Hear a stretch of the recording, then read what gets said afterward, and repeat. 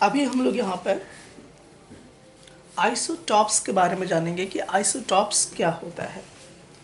तो आइसोटॉप्स के लिए हम लोग दो पॉइंट को समझेंगे। पहला पॉइंट हमें जो दिमाग में रखना होता है कि इसका जो होगा सेम एटॉमिक नंबर होता है, एटॉमिक नंबर सेम हुआ करता है, और जो मास नंबर जो होगा वो डिफरेंट हुआ करेगा। दूसरा पॉइंट जो हमें दिमाग में रखना है वो हमारे पास ये होगा कि इसका डिफरेंट मास नंबर हुआ करता है। अब इस दो पॉइंट को हम जोड़ेंगे कि वैसा एटम जिसका एटॉमिक नंबर सेम हो, जिसका एटॉमिक नंबर सेम हो लेकिन उसका मास नंबर डिफरेंट हो। अब थोड़ा सा इसको हम लोग एग्जाम्पल के थ्रू समझते हैं कि ये क्या है। तो एग्जाम्पल के थ्रू अगर हम समझने की कोशिश करें तो यहाँ पर देख पाएंगे कि कैसे ये आइसोटॉप्स है या नहीं है। तो इसके लिए एक एग्जाम्पल्स मैं ले लेता हूँ। जैसे एक यहाँ पर मैं लेता हूँ क्लोरीन, और एक और क्लोरीन लेता हूँ मैं। तो देखिए क्लोरीन का जो एटॉमिक नंबर होता है वो होता है 17, और एटॉमिक नंबर को हम कहाँ लिखा करते हैं? नीचे लिखा करते हैं। तो एटॉमिक नंबर को हम नीचे लिखेंगे तो यहाँ जो लिखते हैं हम, ये एटॉमिक नंबर को दर्शाता है। तो यहाँ पर इसका एटॉमिक नंबर, इस क्लोरीन का एटॉमिक नंबर 17 है, और इस क्लोरीन का भी एटॉमिक नंबर 17 है। तो क्या हुआ? सेम एटॉमिक नंबर, क्लोरीन के पास सेम एटॉमिक नंबर है और इस क्लोरीन के पास सेम एटॉमिक नंबर है। अब हम मास नंबर के बारे में अगर बात करते हैं तो मास नंबर इसका जो होता है वो यहाँ पर 35 हुआ करता है। इस क्लोरीन का मास नंबर 35 है और इस क्लोरीन का मास नंबर 37 है। अब थोड़ा सा ध्यान से देखा जाए, यहाँ पे क्या देखेंगे कि आइसोटॉप्स है कि नहीं है ये। तो हम कहेंगे कि क्लोरीन आइसोटॉप्स है। कैसे? क्यों? क्योंकि यहाँ पर हम अगर ध्यान से देखें तो इस क्लोरीन का एटॉमिक नंबर 17 है और इस क्लोरीन का भी एटॉमिक नंबर 17 है। तो एटॉमिक नंबर क्या है? सेम है, 17। इस क्लोरीन का मास नंबर 35 है और इस क्लोरीन का मास नंबर 37 है। तो मास नंबर क्या हो गया? डिफरेंट हो गया। तो सेम एटॉमिक नंबर है, मास नंबर क्या हो गया? अलग हो गया। तो जब मास नंबर अलग अलग होता है और एटॉमिक नंबर सेम होता है तो हम कहते हैं कि ये आइसोटॉप है। तो हम इसको कहेंगे कि ये आइसोटॉप ऑफ क्लोरीन है। अब इसमें हम और क्या देख सकते हैं एग्जाम्पल के तौर पे? तो और भी एग्जाम्पल हम इसको देख सकते हैं, जैसे हाइड्रोजन को लेकर, आइसोटॉप ऑफ हाइड्रोजन को लेकर। अब जैसे अगर हम देखें,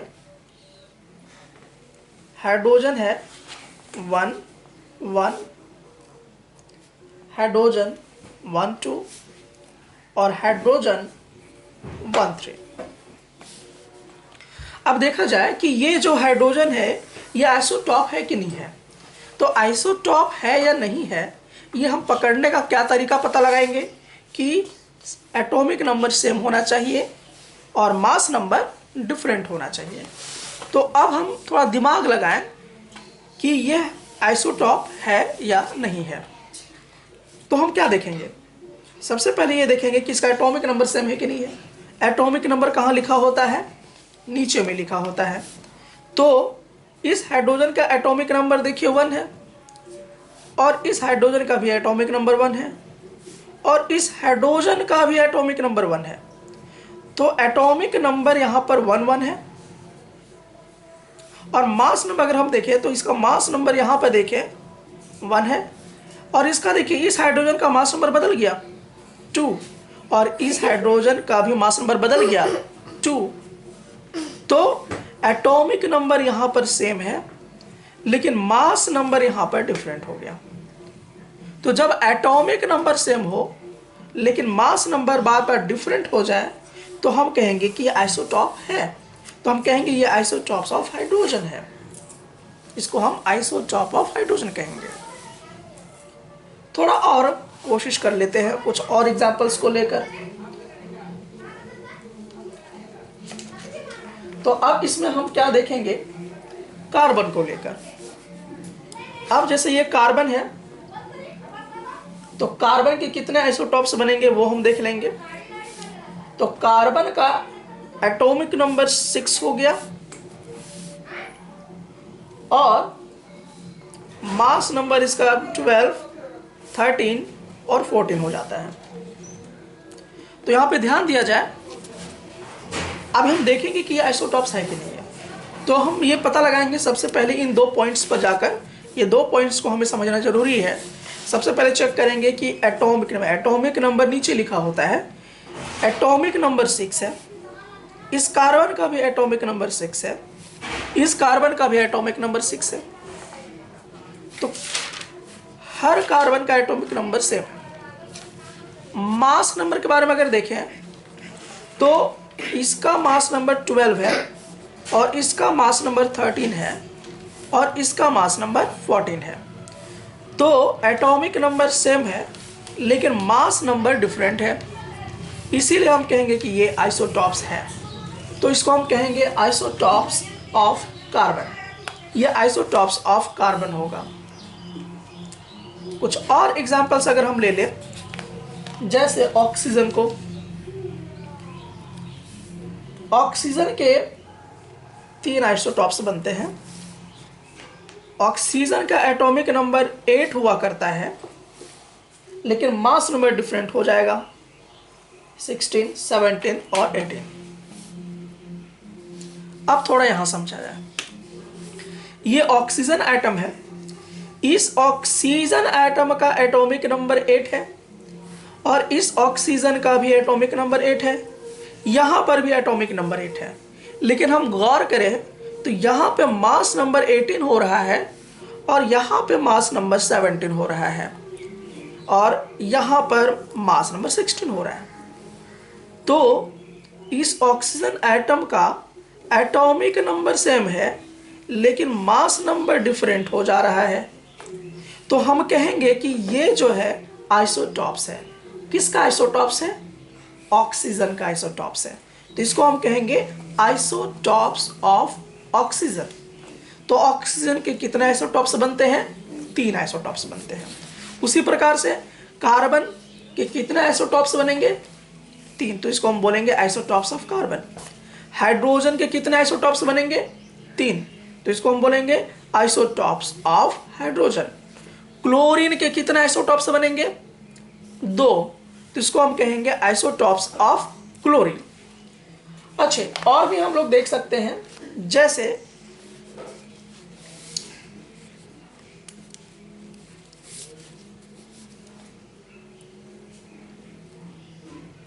ये हम नियोन ले लेंगे। नियोन का एटॉमिक नंबर 10 हुआ करता है। फिर एक नियोन लेंगे जिसका एटॉमिक नंबर तो सेम ही रहेगा। ये हमने नियोन ले लिया, लेकिन थोड़ा मास नंबर को अगर हम देखें तो हमें थोड़ा बदला हुआ नजर आएगा। तो अगर हम नियोन में देखें तो यहाँ पे देखिए मास नंबर 20 जा रहा है और इस नियोन के लिए मास नंबर 21 है और इस नियोन के लिए मास नंबर 22 है। एटॉमिक नंबर 10 है, 10 है और 10 है। तो हम यहाँ कह सकते हैं कि देखिए यहाँ पे नियोन, ये जो एटम है, इस एटम का एटॉमिक नंबर सेम है जो कि 10 दिखाई दे रहा है और इसका जो मास नंबर है वो बदल रहा है। यहाँ 20 है, 21 है, 22 है।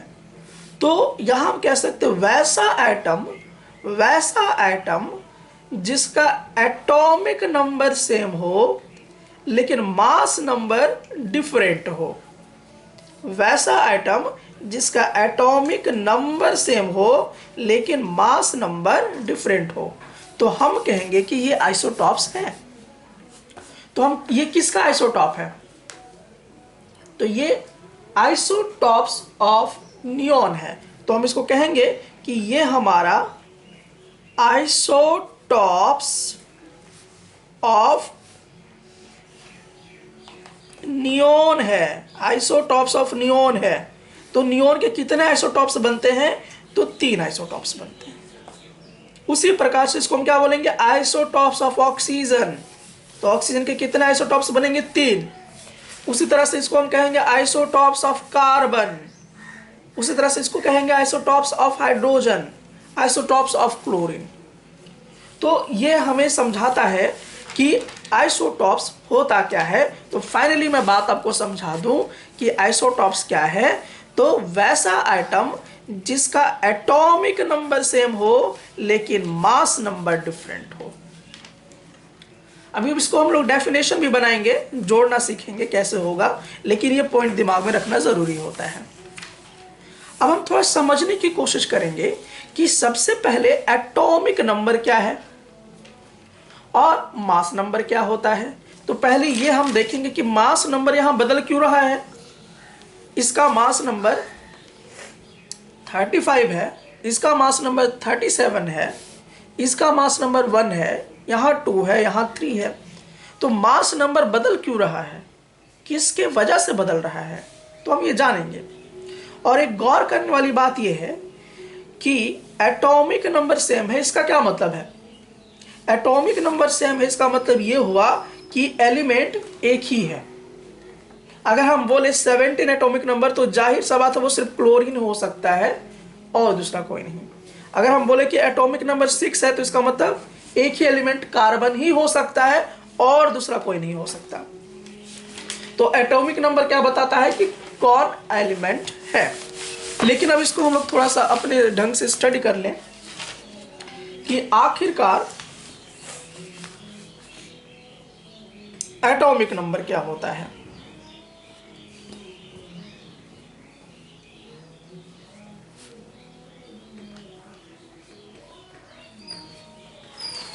तो एटॉमिक नंबर क्या होता है? तो एटॉमिक नंबर हमको पता है कि जितना प्रोटॉन्स की संख्या है, number of protons,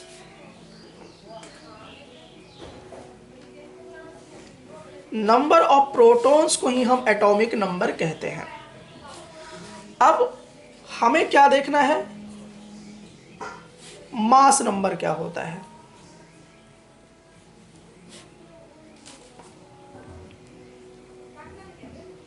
mass number हम किसको कहेंगे? Number of protons plus number of neutrons. तो नंबर ऑफ प्रोटॉन्स और नंबर ऑफ न्यूट्रॉन्स को हम मास नंबर कहा करते हैं। अब थोड़ा सा इसको हम लोग समझ लेते हैं। अगर आपने पूरा अच्छा से स्टडी नहीं किया है पहले चैप्टर से तो मैं यहाँ रिवाइज कर दे रहा हूँ। हमें पता है कि हर चीज छोटी छोटी चीज से बनी होती है और उस छोटी चीज को हम एटम कहते हैं। एटम के अगर हम अंदर जाएं तो इसको हम न्यूक्लियस कहा करते हैं और यहां पर न्यूट्रॉन प्लस प्रोटॉन मौजूद होता है। न्यूट्रॉन का मतलब कोई चार्ज नहीं होता है और प्रोटॉन का मतलब पॉजिटिव चार्ज हुआ करता है। ये बीच में हुआ करता है न्यूक्लियस के अंदर और इसके चारों तरफ इलेक्ट्रॉन घूमता रहता है। तो हम यहां पर यह कह सकते हैं कि नंबर ऑफ न्यूट्रॉन्स और प्रोटॉन। तो अगर हम एटॉमिक नंबर के बारे में बात कर रहे हैं, अगर हम एटॉमिक नंबर के बारे में बात करें इसका मतलब कि हम ये पता लगा रहे हैं कि न्यूक्लियस के अंदर प्रोटॉन कितना है। तो अगर मैंने कहा कि किसी चीज का एटॉमिक नंबर 17 है तो इसका मतलब कि इसमें कितने प्रोटॉन है? 17 है। अगर मैंने कहा कि किसी चीज का प्रोटॉन 6 है तो इसका मतलब हुआ कि उसका एटॉमिक नंबर कितना हुआ? 6 हुआ। अगर मैं कहता हूं कि किसी का एटॉमिक नंबर 8 है तो प्रोटॉन की संख्या कितनी हुई? 8। तो जो एटॉमिक नंबर कहने का मतलब हमें यह समझ में आता है कि प्रोटॉन कितना है उसके अंदर, न्यूक्लियस के अंदर। और मास नंबर किस पे डिपेंड है? तो मास नंबर अगर हम देखें तो मास नंबर हमारा डिपेंड होता है प्रोटॉन प्लस न्यूट्रॉन पर। तो जितनी प्रोटॉन है और जितना न्यूट्रॉन है जब हम दोनों को जोड़ देंगे तो हमारा मास नंबर निकल आएगा। तो मास नंबर किस पे डिपेंड है? नंबर ऑफ प्रोटॉन्स पे और नंबर ऑफ न्यूट्रॉन्स पर। तो अभी मेरा सवाल ये था कि आखिरकार आइसोटॉप्स में हम देख रहे हैं कि एटॉमिक नंबर सेम है लेकिन मास नंबर बदल रहा है, तो आखिरकार क्यों बदल रहा है? थोड़ा समझने की जरूरत है। तो यहां पर अगर हम देख ले फिर से, तो हम क्या देख पाएंगे कि अभी मैं वापस आता हूं। यहां पर हम लोगों ने जिक्र किया था क्लोरीन के बारे में। तो क्लोरीन का 2 आइसोटॉप्स बनता है। तो इसका हमें क्या पता था कि एटॉमिक नंबर इसका 17 हुआ करता है, लेकिन मास नंबर क्या हो जाएगा? डिफरेंट। ये हो जाएगा 35 और ये हो जाएगा 37। अब हमें इसका रीजन समझना है कि आखिरकार इसका मास नंबर क्यों बदल रहा है। तो देखिए, मास नंबर अगर हम देखें, समझने की कोशिश करें, तो हमें पता चलेगा कि मास नंबर किस पे डिपेंड है? Number of neutrons plus number of protons. तो ये देखिए, प्रोटॉन किसको बताता है? एटॉमिक नंबर को। तो इसका मतलब ये हुआ कि क्लोरीन का यहां पर जो प्रोटॉन है वो तो सेम है, और मास नंबर किसको कहते हैं? नंबर ऑफ प्रोटॉन और न्यूट्रॉन को मिला के। इसका मतलब प्रोटॉन जो है वो तो 17 फिक्स्ड है। तो बदल कौन रहा है? अब हम यहां देखेंगे कि अगर मैं इसका ले लूं क्लोरीन का, तो प्रोटॉन ऑटोमेटिकली कितना हो जाएगा? यहां पर 17 रख दीजिए प्लस। अब हमें देखना यह है कि ये मास नंबर क्या है? 35। अब ये 35 है, तो इसका मतलब हम क्या निकाल पाएंगे कि इसका नंबर ऑफ न्यूट्रॉन्स कितना है। तो अगर हम नंबर ऑफ न्यूट्रॉन्स, पहले भी क्लास में हम लोगों ने सीख चुका है इससे निकालना, तो नंबर ऑफ न्यूट्रॉन्स अगर हम कैलकुलेट करना चाहते हैं, तो नंबर ऑफ न्यूट्रॉन्स में अगर हम देखें तो यहां पर कितना होगा? 18। तो यहां पर हम अगर देखने की कोशिश कर ले कि नंबर ऑफ न्यूट्रॉन्स यहां पर कितना हो गया? 18। तो जब हम इस 18 को और इस 17 को जोड़ देंगे तो टोटल कितना मास नंबर आ जा रहा है? 35। तो यहां पे नंबर ऑफ न्यूट्रॉन्स क्या हुआ? बदल गया। अच्छा, इस केस में भी देख लेते हैं, दूसरे केस में भी। यहां पर अगर हम देखें तो इस क्लोरीन का प्रोटॉन कितना होगा? 17, क्योंकि इसका एटॉमिक नंबर है ये। तो यहां पर इसका प्रोटॉन 17 है, प्लस हमको हम न्यूट्रॉन चाहिए। तो न्यूट्रॉन कितना आएगा? अगर मुझे 35 बनाने हैं तो मुझे इसमें से कितना सब्ट्रैक्ट करना पड़ेगा वो हम देखेंगे। तो कितना आएगा? 20। तो जब हम इस तरह से इसको करेंगे तो देखिए, यहां पे देखने की जरूरत है कि यहां पर आप देखिए कि एटॉमिक नंबर में कोई चेंज नहीं आया, लेकिन यहां पे बार बार क्या हो रहा है? न्यूट्रॉन बदल रहा है। एक क्लोरीन में न्यूट्रॉन 18 है और दूसरे क्लोरीन में न्यूट्रॉन की संख्या 20 है। तो न्यूट्रॉन क्या हो रहा है? बदल रहा है। ठीक है, तो यहां पर हम देखेंगे क्या कि आखिरकार आइसोटॉप्स में मास नंबर किसकी वजह से बदल रहा है? नंबर ऑफ न्यूट्रॉन्स के बदल रहा है। नंबर ऑफ न्यूट्रॉन्स की वजह से बदलता है। थोड़ा एक और एग्जांपल समझने की कोशिश करते हैं कि आइसोटॉप्स में मास नंबर कौन बदलने का जिम्मेदार है, कौन बदलता है। तो इसको हम और भी अच्छे तरीके से समझ सकते हैं। अभी मैं एक और एग्जांपल ले लेता हूं हाइड्रोजन का। हमें पता है कि हाइड्रोजन के 3 आइसोटॉप्स बना करते हैं, तो उसका एटॉमिक नंबर तो सेम है 11, और मास नंबर तो चेंज हो गया। तो अब हम देखेंगे कि मास नंबर क्यों बदल रहा है। तो अगर हम मास नंबर निकालना चाहते हैं तो हमें पता है कि मास नंबर निकालने के लिए, तो मास नंबर हम निकालने की कोशिश करेंगे।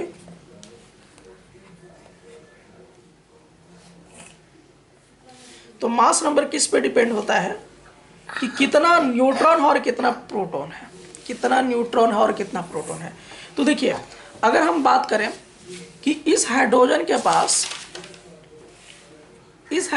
पास एटॉमिक नंबर 1 है, तो इसका प्रोटॉन कितना होगा?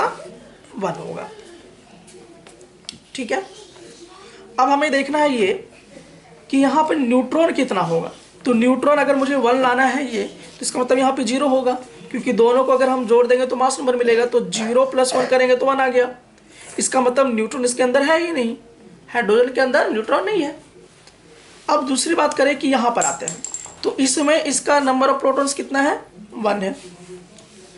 लेकिन इस बार इसका देखिए मास नंबर बदल गया, तो इसका मतलब यहाँ कौन बदला, क्योंकि अब तो न्यूट्रॉन बच गया, प्रोटॉन तो खर्च मैंने कर दिया।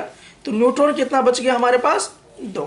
तो 2 प्लस, सॉरी यहाँ पर 1 होगा, तो 1 + 1 को जोड़ेंगे तो क्या आएगा, 2। तो इसका मतलब इसका न्यूट्रॉन क्या हो गया, 1। हाइड्रोजन में देखिए एटॉमिक नंबर यहाँ पे 1 है, मतलब कि प्रोटॉन 1 है। अब यहाँ पे मास नंबर 3 है, इसका मतलब यहाँ पे 2 है। तो यहाँ पे ध्यान देने की बात यह है कि यहाँ पर नंबर ऑफ प्रोटॉन संख्या सेम है, लेकिन देखिए न्यूट्रॉन्स बदल रहा है। एक वाले में एक भी न्यूट्रॉन नहीं है, दूसरे वाले में 1 न्यूट्रॉन है, और तीसरे वाले में 2 न्यूट्रॉन है। तो नंबर ऑफ न्यूट्रॉन्स बदलने के कारण मास नंबर क्या करता है, बदलता रहता है। तो फाइनली इससे एक हमें बात समझ में आती है। अब इसी तरह से हर चीज़ में होता रहेगा। तो फाइनली हम लोग इसको समराइज़ अगर करने की बात करें तो समराइज़ हम कैसे कर सकते हैं, तो समराइज़ हम इस तरह से करेंगे कि आखिरकार इन सभी चीज़ों को समझने के बाद हमें एक क्लू बनाना पड़ेगा ब्रेन पर। तो वो हम देखेंगे कि क्या है। तो पहला पॉइंट जो हमें सीधा सीधा समझ में आता है वो होता है कि आखिरकार आइसोटॉप्स हमारा क्या होता है। तो पहला हमें अब डेफिनेशन बनाना है कि आइसोटॉप्स क्या होता है।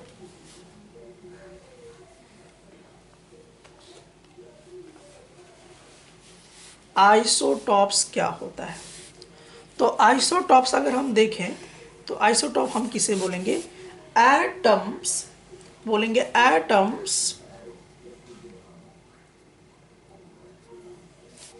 हैविंग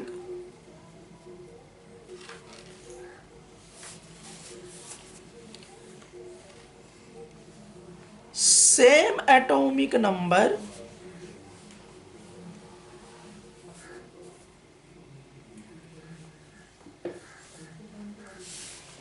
but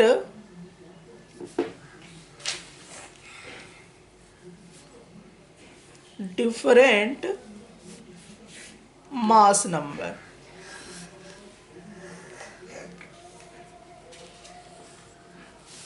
तो हमने यहाँ क्या देखा, तो अगर हम यहाँ पे देखने की कोशिश करें तो ये समझ पाएंगे कि इसकी डेफिनेशन हमारे आइसोटॉप्स की मिलती कैसे है।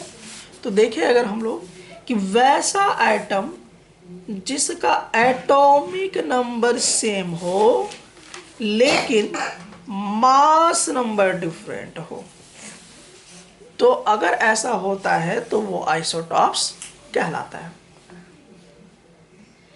अब रीजन क्या था इसका, तो हमने ये पूछा कि मास नंबर क्यों बदल रहा है।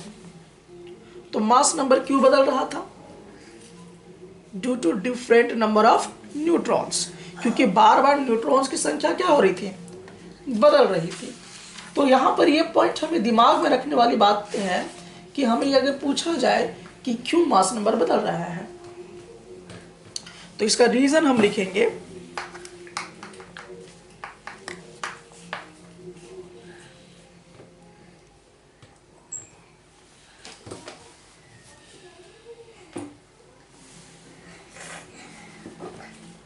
change in mass number।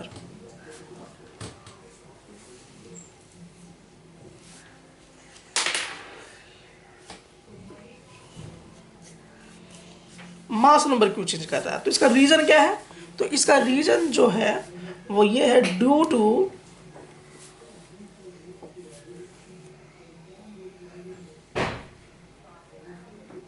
Different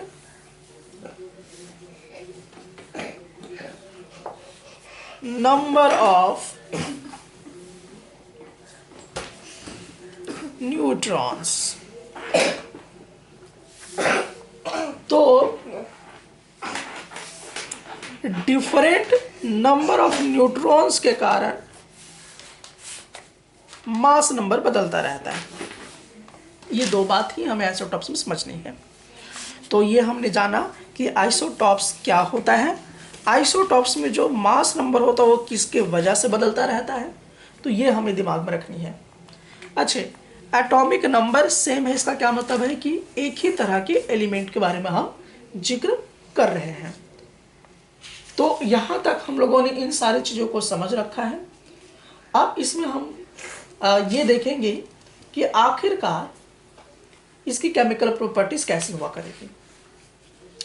ठीक है, तो हम ये पता कर पाएंगे कि आइसोटॉप सीखने से फायदा क्या होता है, आइसोटॉप्स हमें क्या क्या चीज़ बताता है। तो हमें ये बताता है, तो उसके लिए हम पॉइंट को समझने की कोशिश करें।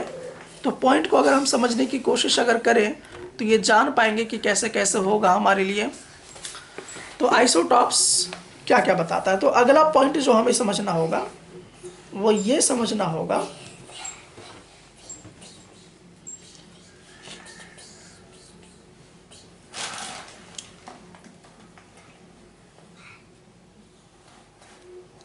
जितने भी आइसोटॉप्स होते हैं, अगर किसी एक एलिमेंट का आइसोटॉप्स बना तो इसका मतलब ये हुआ कि उसकी केमिकल प्रॉपर्टी सेम हुआ करती है। तो आइसोटॉप्स बताएगा सेम केमिकल प्रॉपर्टीज के बारे में।